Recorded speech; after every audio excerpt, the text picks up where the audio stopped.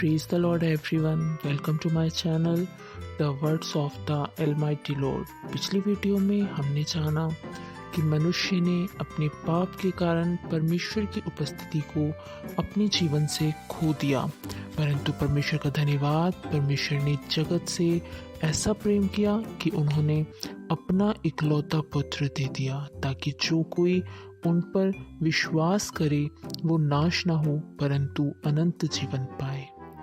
जैसे कि बाइबल बताती है यूहन्ना 1:14 में, और वचन देहधारी हुआ और अनुग्रह और सच्चाई से परिपूर्ण होकर हमारे बीच में डेरा किया, और हमने उसकी ऐसी महिमा देखी जैसी पिता के इकलौते की महिमा। तो चलिए जानते हैं कि परमेश्वर के इकलौते पुत्र का जन्म किस प्रकार हुआ।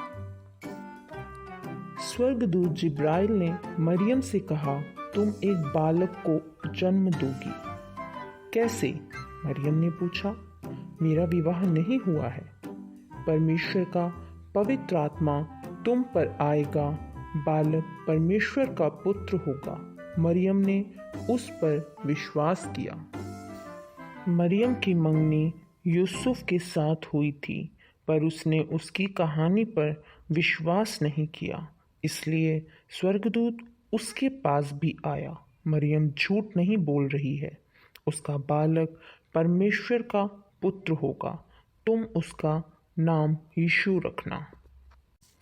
कई महीने बीत गए जब वह बैतलहम यूसुफ के शहर में सरकार के पास नाम लिखाने के लिए यात्रा करके गए। उस लंबी यात्रा के बाद मरियम के जन्म देने का समय आ पहुंचा। बैतलहम में सभी सराएं भरी हुई थी।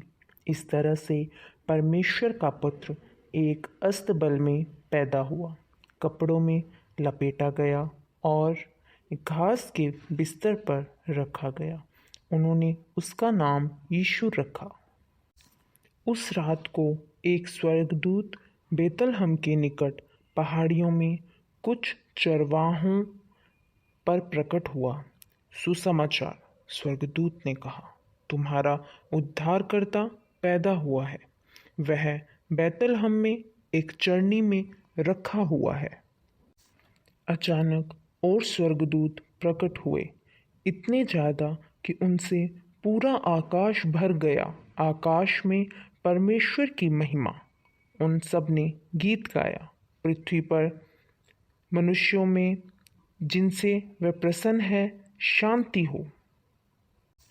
जब स्वर्गदूत चले गए, चरवाहे जल्दी से बैतलहम के लिए निकले और बालक उनके उद्धारकर्ता को एक घास के बिस्तर पर लेटा देखा। यह ऐसा ही था जैसा कि स्वर्गदूत ने उनसे कहा था। चरवाहों के यीशु को देखने के बाद वह शहर में से होकर गए। वह बहुत उत्साहित थे। उन्होंने जो हुआ था वह सबको बता दिया और उन्होंने परमेश्वर को उन सबके लिए जो उसने किया था प्रशंसा की।